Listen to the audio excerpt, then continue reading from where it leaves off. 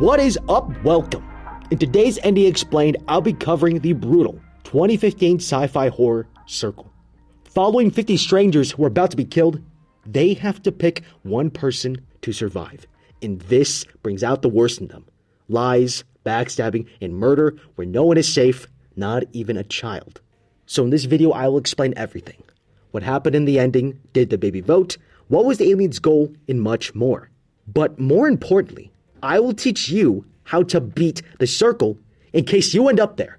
What would you do if you found yourself locked in a room, you can't move, and someone dies by vote every 2 minutes? You are going to win. I start with a recap of the movie. If you have seen the movie before and you're here for the explanations and my theories, go to this timestamp on screen now. But if you want a quick summary before then, this is Circle. So we see this dark room and it's filled with 50 people in a circle. They're standing around, but in a deep sleep. That's when this teenage girl wakes up, and she looks terrified and has no idea what is going on. And she should be terrified. Wait till she finds out how she got there and what's about to happen. So she starts trying to do different things, and we find out through her actions some of the rules of this place. Rule number 1, do not step off your circle. And rule number 2, do not touch anyone. And that's when this man spots her and he tells her to stop because they can see them.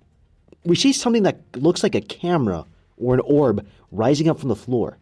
The teenage girl tries to get more answers from this guy, but he doesn't know anything else. Good, well, at least she's following his advice. Except then another woman wakes up and she's screaming, "Help! Help!" ignoring the guy who's telling her to calm down, and then zap! She steps off her circle and gets shocked with this red lightning. Dropping dead, bleeding from her eyes, that's a 1.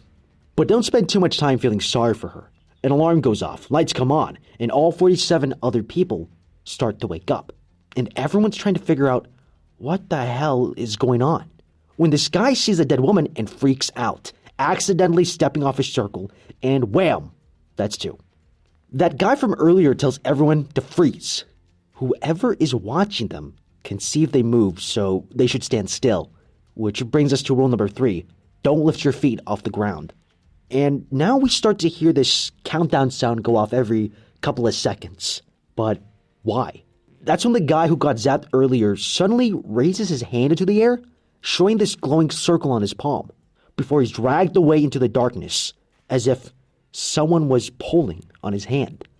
An alarm rings from somewhere, and the group sees this camera orb in the center of the room, building up this electric red glow inside of it. And then it goes dead quiet. Remember that guy who was explaining everything? He goes, okay, now, and wham! He gets zapped, and that's 3 down. And now, unsurprisingly, everyone's losing their doggone mind at this point, and if you blink, you might miss it. But there's this guy in the back row who turns and is talking quietly to this woman on his left. It's a small detail, but it pays off later. Good news is, someone's figuring things out. There's this Asian kid who begins turning his hand as he stares at these arrows on the ground that start to move, lighting up or darkening as he turns his hand. The arrow reaches a very innocent-looking woman when he closes his fist, and pow, we got number 4. So it turns out these lights on the ground are controlled by everyone's hands. Everyone can see their own arrow, and when they close their fist, whoever that arrow is pointing at gets their vote to die. So they vote to, okay, so you guys already killed someone. Okay, that's 5. So the group agrees. Everyone, keep your hands open. Nobody vote. Except, somebody does. And the countdown starts again, and pew pew, another one down. But this time with a vengeance, because someone wanted her dead, and that's 6. So the good news is the remaining group starts to make sense of things. Like, someone suggests they vote for the dead woman again, and I'm sure this guy wouldn't mind. The group agrees, and another guy goes down.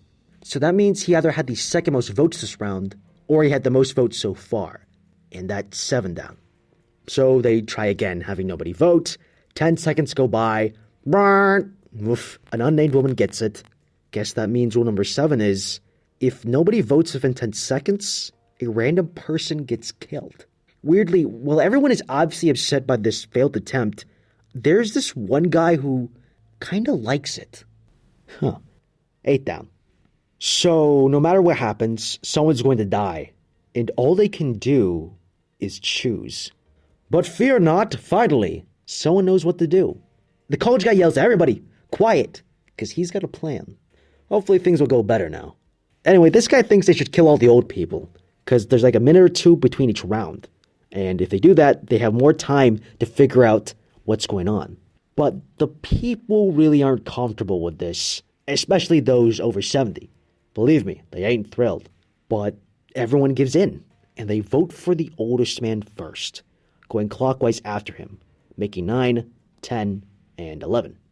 Now, during that time, they actually managed to figure some things out. There's just one guy, Eric, who remembers that he was stuck in traffic in the freeway trying to get out of the city.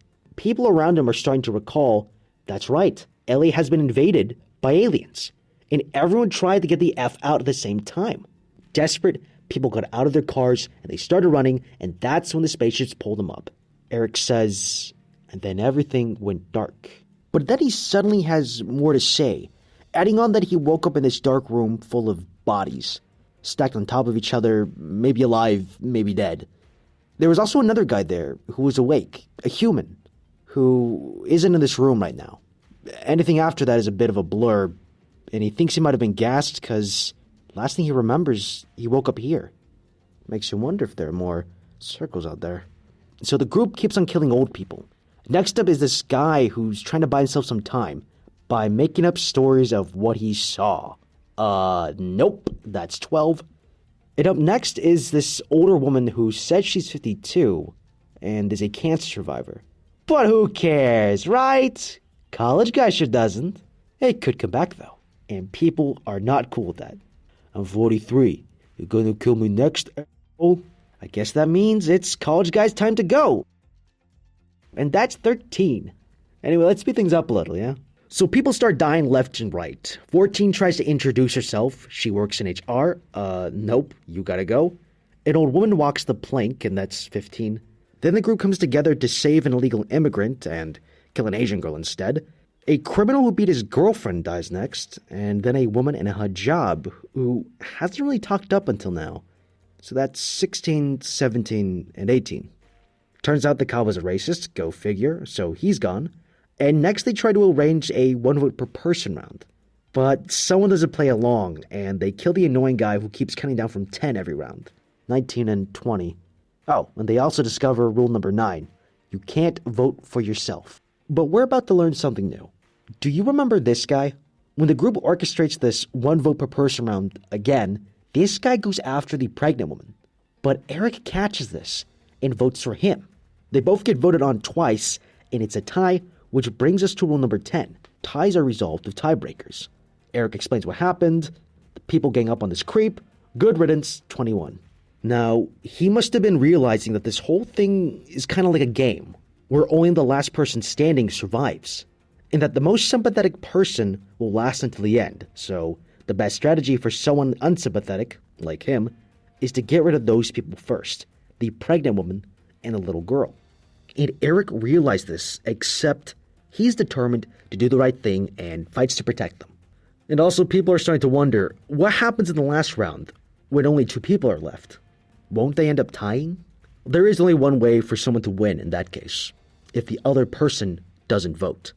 And it's obvious to everyone that either the pregnant woman or the little girl are going to be the last one standing, instantly making them targets. And a tie with the little girl causes the quiet woman to become number 22, and then this guy becomes number 23.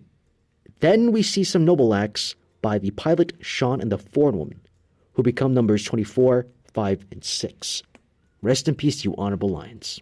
So more arguments start cropping up, like, why are they here? Which leads to numbers 27 and 28, the young girl, the atheist, being sent to heaven. Then the group tries to rethink how to approach the whole voting thing, which has the teenager from the beginning becoming number 29, and the lawyer is number 30. The black couple who we found out were having an affair, Bruce and Susan the doctor, get zapped in a tie. They decide not to vote, so they go down together, making 31 and 32. And this introduces rule number 11. If 2 people are stuck in a tie and no one votes, both people will die. Well, this is definitely going to have consequences for the final round. The Asian kid and the translator die next, number 33 and 34, with the group split between trying to protect the pregnant woman and the little girl versus those who want them out of the circle, so that they themselves have a better chance. This ends up with these really tense lightning rounds, with the migrant sacrificing himself and the rich man, the one-armed man, and the African-American man going next. 35, 6, 7, and 8. Then we find out that the married couple were lying to survive. They don't even know each other, which means Craig figured out that this was a selection from the start. Oh, and then he blames his fake wife for coming up with this plan. What? Bruh, we saw you talk to her, man. We know you're lying, man. Why the fuck are you lying? Craig's fake wife decides to split up with him, 39, and the lesbian Christine and the cancer survivor, along with a soldier, get knocked down in this five-way tie, 40, 41, 42, 43. Multi-kill. With the bearded man escaping by the skin of his teeth. And this guy's a character. This guy's been leading the group to kill off the pregnant woman and the little girl. He's been making promises left and right, brokering deals, and garnering empathy. But the only guy that stands up to him, who says, "You know where I stand," he still wants to protect the little girl and the pregnant woman.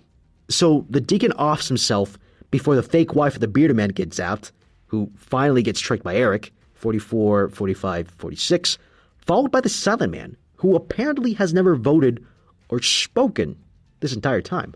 Huh. Good strategy. 47. Leaving Eric, the little girl, and the pregnant woman. With everything that's happened, the trio talk about why they're here. Maybe it's an experiment, a way to study humans and understand us. Whatever the reason, it doesn't matter. Because it's time. Eric will sacrifice himself, and one of the two need to do the same. And the little girl agrees to give up her life for the baby's sake. So she steps off, and just at the moment Eric is encouraging her, he shows his true colors, and he quickly votes for the pregnant woman. They both die instantly. 48, 49, only Eric is left, standing alone, the victor of the circle. Except there's one more contestant, the pregnant woman's baby. It's a tie. The countdown begins, but we don't see what Eric does. He just wakes up back on Earth, where he sees a group of other people, mostly pregnant women and children, looking up at the UFOs in the sky. Now, let's get into the explanation. I'm going to first explain the circle and why it was created, then explain how the ending worked, with the tiebreaker and the baby. From there, I'll answer questions like, what happened to the other circles? Who were the people Eric saw? Why only 4 people died in the 5-way tie? And more. After that, I'm going to hit you with some seriously mind-blowing alternate theories. And then to wrap it up, I'm going to teach you the strategies for beating the circle. So, what's with the circle? The world has been invaded by aliens, like Eric said, and everyone freaked out after seeing the UFOs and tried to escape the city, only to get sucked up into the spaceships. This is confirmed initially by people agreeing with Eric's memories, and then at the end of the movie, when we actually see the spaceships. But the million-dollar question is, why are the aliens doing this? What's happening here, clearly, is the population is being cut down, and the aliens are searching for a specific kind of person. Like Eric screams at the end, "What? I'm not good enough for you?"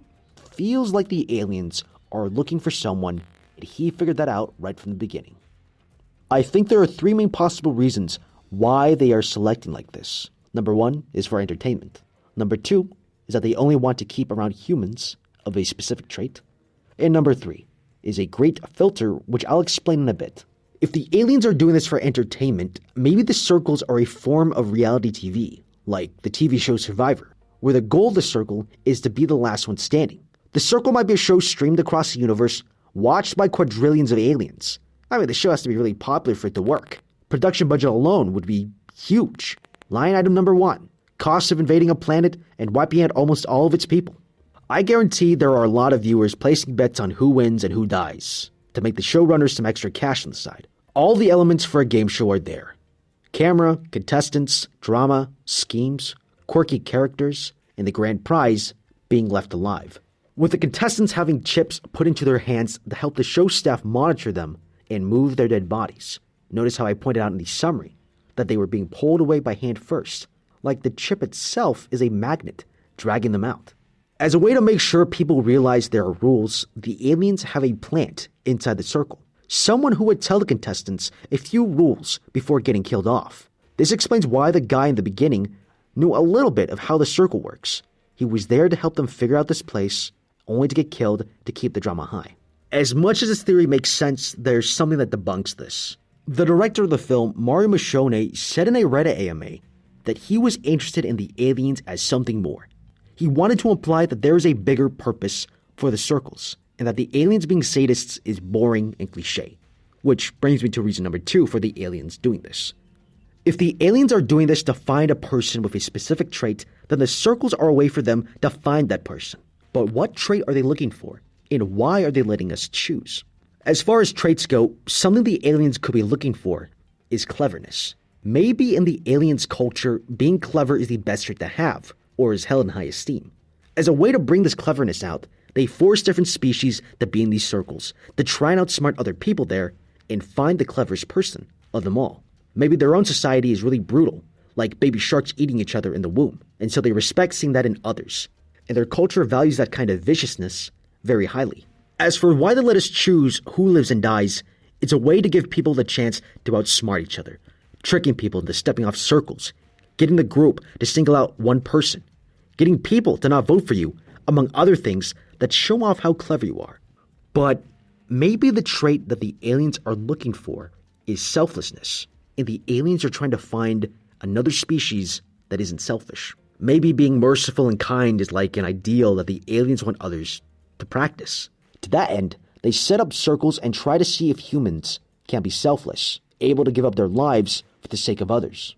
If that's the case, then the actual winners of the circle are those who sacrifice themselves and step off their circles. Does this reasoning hold up? I would say it doesn't. One reason why I think that is because the test goes against this idea of being virtuous. If the aliens really thought being selfless and merciful was a good thing, they would realize that forcing people into the circles is cruel. It's the opposite of merciful. Secondly, it goes against the desires of the director, who suggests the aliens have a bigger reason for doing this. And this reason doesn't have much going for it besides aliens are trying to see if humans can be selfless. There has to be a great reason to invade another planet, kill almost every single member of its species, and then leave them alone. This brings me to the final reason for the circles, the Great Filter. I propose the aliens want us to evolve, to be prepared for a huge challenge which requires the kinds of people that would win the circle. This reason not only being grand, but not sadistic, as the director intended. And what grander purpose is there but to help another species beat the Great Filter? Now, the Great Filter is this thing, an event, a process, or a factor that stops life from evolving and getting to a point where it can't leave its planet before it goes extinct. It serves as an explanation for why we haven't seen any aliens yet in our galaxy. The Great Filter stops them from reaching us. An example of a Great Filter in fiction are the Reapers from Mass Effect, who would harvest any species that use Mass Effect technology. Unlike the Reapers, the aliens in our movie are trying to help us advance. They know the Great Filter needs people who can make and live with hard choices, so they create the circles where people have to make hard choices very quickly, or else they will die. This not only trains people to make hard choices, it also finds someone who can do that and survive. Once every circle is done, the winners are sent back to Earth to repopulate the planet. A mixture of men, women, and children who will raise and lead a new generation, who will be ready to beat the Great Filter when the time comes. And based on these circle winners we see at the end, it makes perfect sense. A few men can impregnate many women, but few women can't have the babies of many men. So having mostly women and a few men is the perfect ratio if this is what the aliens are trying to achieve. Add on to that, there are also kids there. So that way there's enough genetic diversity in the population and everyone doesn't end up being each other's cousins. I'm looking at you, Habsburgs. Don't think I'm not watching you. It's unfair, it's cruel, but it does serve a purpose. Finding that person who can live with the guilt. This explanation makes a lot of sense as it explains why the winners are left on Earth, the big purpose of these circles, as the director intended, and Eric's reaction at the end of the film. He realized that this was a process of elimination, and when he's left alone in the circle, he cries out, "What? Am I not good enough for you?" Eric is clearly very sick and manipulative, but even he's taken aback for a second and is confused with the result until he realizes that he's in a tie with a baby. Maybe even in that moment, he hesitates, feeling the guilt of what he's about to do. Being in a tie that he somehow survives. How is that possible? Time to explain the ending and what happened with the tiebreaker. The only reason Eric was able to beat the tie at the end of the movie is because the baby didn't vote. This was hinted at earlier in the film when the group asks what happens when it comes down to two people. They figure that someone must abstain to let someone win. Now, because we don't hear a voting sound go off at the end, the circle forces the baby and Eric into a tie that he didn't vote for. And since two people stuck in a tie will die if no one votes, Eric breaks the tie by voting for a baby who didn't vote at all. This is why he makes that face at the end. He killed a baby to get out. And maybe even he feels guilty about it. Now, if babies also count as a person in the circle, did the pregnant women kill their kids? No, they didn't. This is because babies don't start out as their own person. They start out as a part of their mom's circle. If a mother tried voting for her own baby, she'd be voting for herself, which is impossible since that's against the rules. So all those women who got out of those spaceships are still pregnant. And now that I think about it, if you count the baby, there are actually 51 people in the circle, not 50. Kind of like Area 51. But hold on to that thought for later, because before that, there's something that doesn't add up.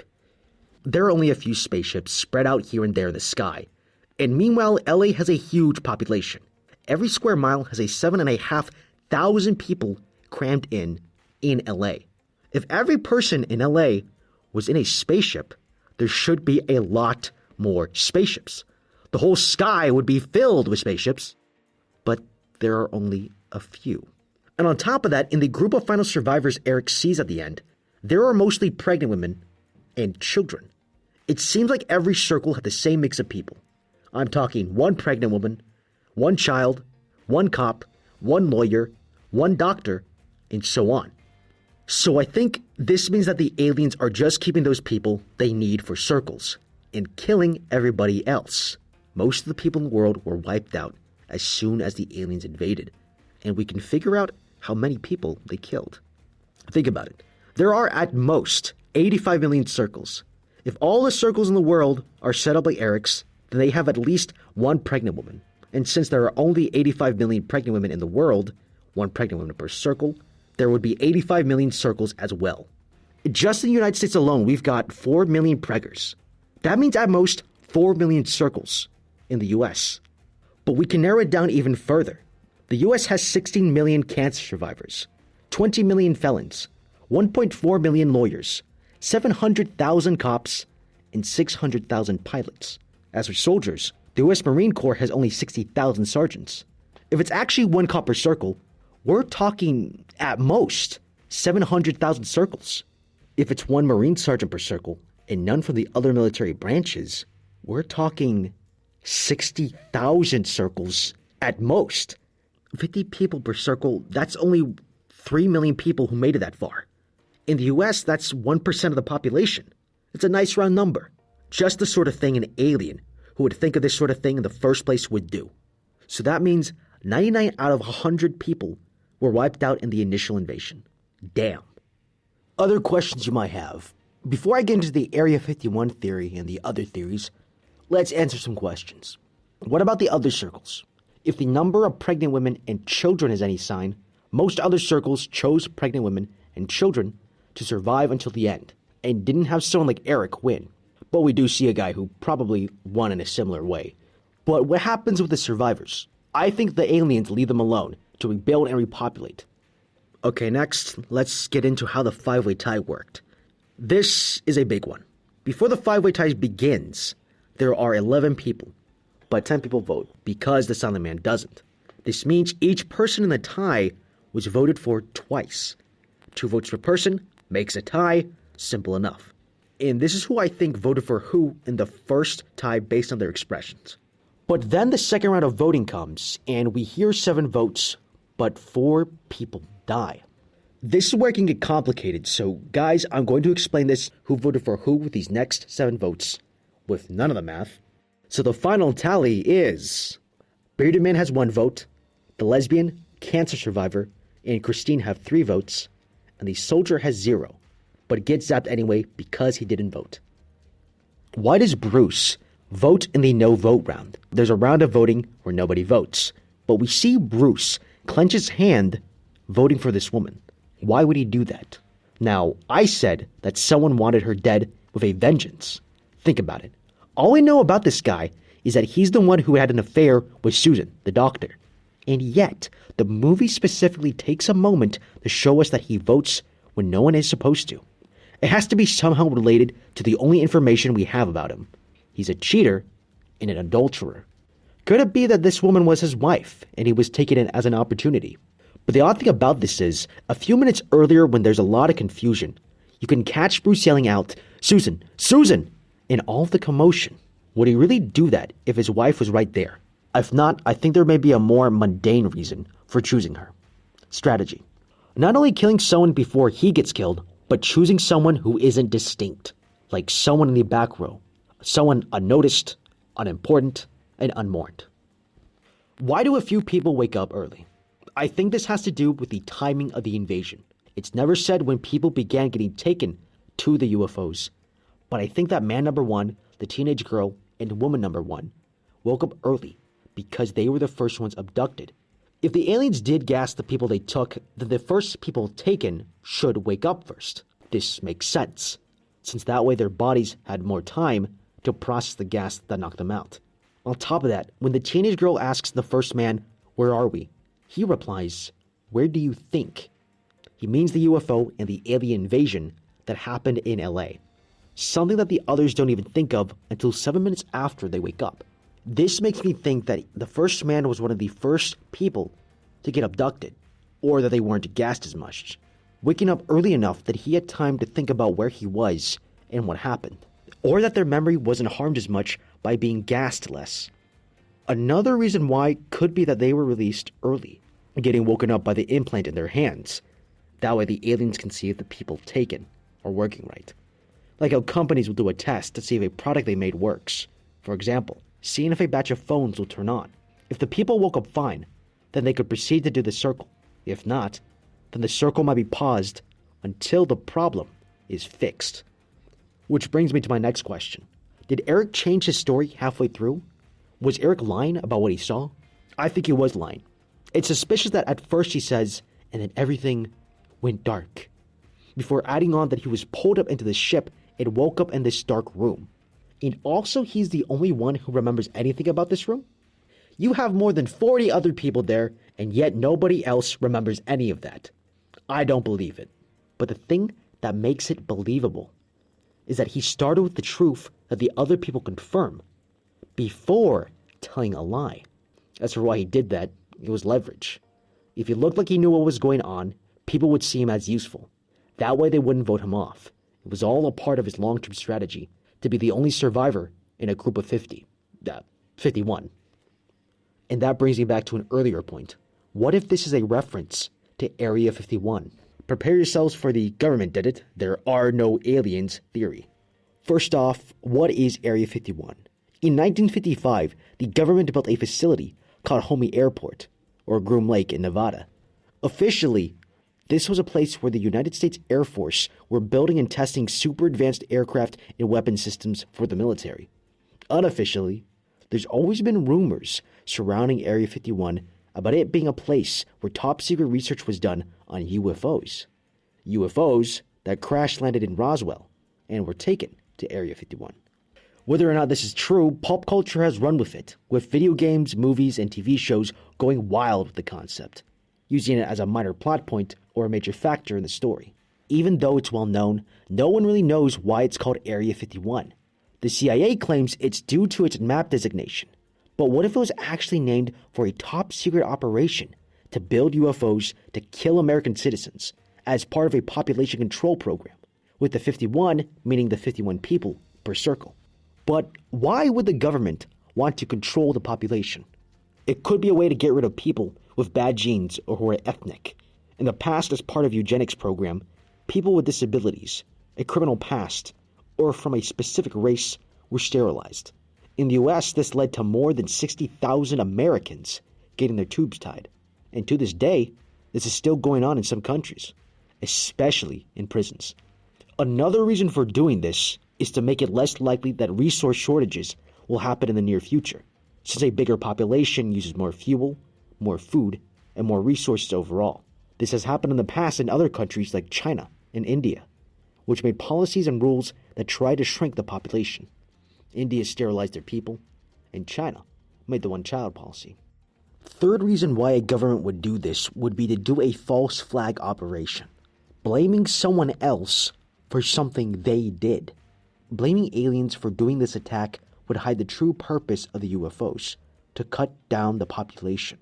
And it's not as crazy as it might sound, as in 1962 there was a real false flag operation called Operation Northwoods. It was a plan by the US government to attack American cities and Cuban migrants, attacks that would be blamed on the Cuban government, giving the US just cause for going to war with Cuba. It was never used, but it was shown to President John F. Kennedy, who said it was a stupid idea. Either way, this sets up a national crisis that the president would have to solve, with a domino effect on society, both in America and worldwide. You'd have other world governments trying to plan around UFOs and searching the skies for aliens that don't exist. You would unite the American people, increase the defense budget, among many other things. Its impact would be comparable to 9/11, where something like air travel had been overhauled to be more anal and strict in response. Which brings us to, drum roll please, how to beat the circle. Picture this. You wake up in a dark room, standing on top of a glowing circle. The air smells like sweat. You can hear the hum of machinery. You can taste the fear in the air, and a countdown begins. You, my friend, are in a circle. And if you want to beat it, you must have a plan. So I'm going to teach you 6 ways to play and stack the deck in your favor. Each strategy getting better and better as we go. But it's still up to you to choose your strategy. Now remember, just because you saw Eric survive at the end doesn't mean he won. Most likely Eric did win. He survives his circle by being cruel, yes. But maybe there's a better option for those who are virtuous and good at heart. Maybe you actually win by sacrificing yourself, and the aliens take you someplace that we don't get to see in the movie. It sounds unlikely, but if that sounds like you, my first 2 strategies are based on this. Strat number 1, the BAMF. This one is about sacrifice, plain and simple. If the circle is testing to see how selfless you are, you pick this one, you win. All you gotta do is step off your circle, which will be terrifying. But if the circle's testing to see if you can sacrifice yourself, you're gonna win. Although it's a bit of a gamble. Moving on to the next strategy, the stoic. Maybe you want to be good and you think it's right to be good, but you're not ready to step off quite yet. You want to last a few rounds and see how this plays out. Now, since you can't become invisible, this is the next best thing. All you gotta do is keep quiet and not vote. This one works for the silent man, and to be honest, I forgot he was there sometimes. So this strategy will take you through the circle, but it's not foolproof. You might get picked either randomly, or when there's less people around, by a group. So definitely don't choose this if you stand out.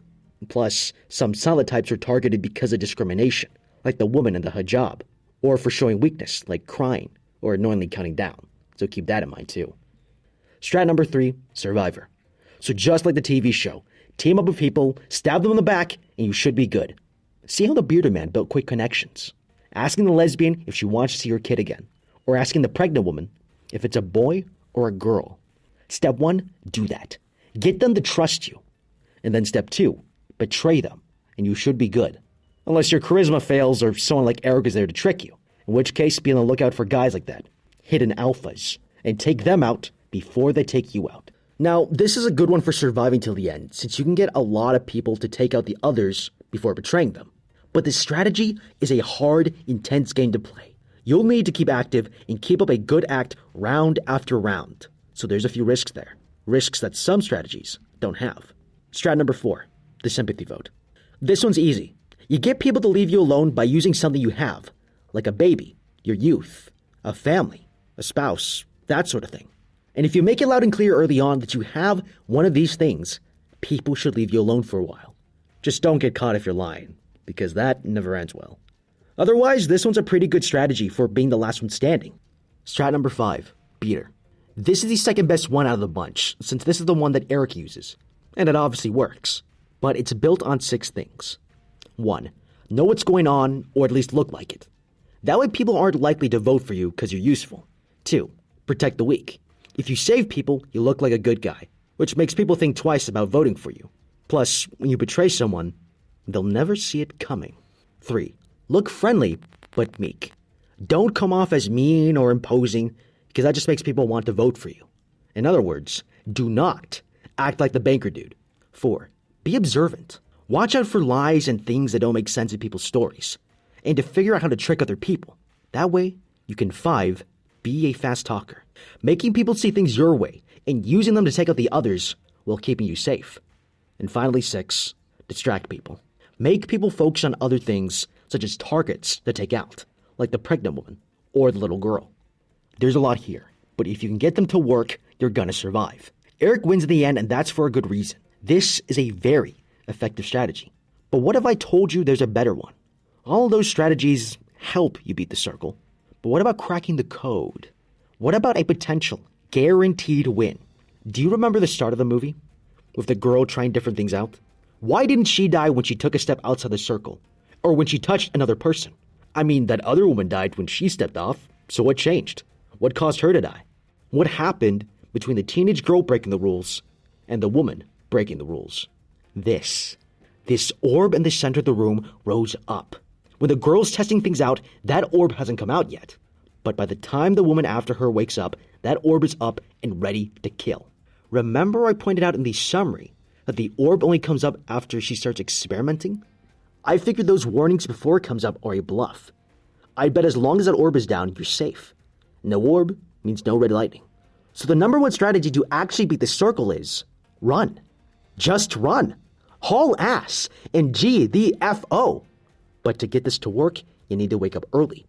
What you need to do is as soon as you get gassed by the aliens, breathe in as little as you can. That way you'll wake up early before the orb rises.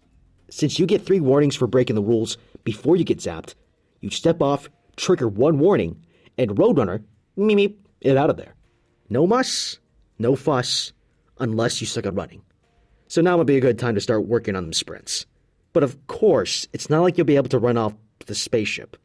But at least you'll get yourself a nice hiding spot and can plan further, and maybe find a parachute or an escape pod. Hope this video helped you prepare for any circles or UFOs. What game plan are you going with? Banff, Stoic, Survivor, Sympathy Vote, Beater, Running Like the Wind, or something else? Tell me in the comments.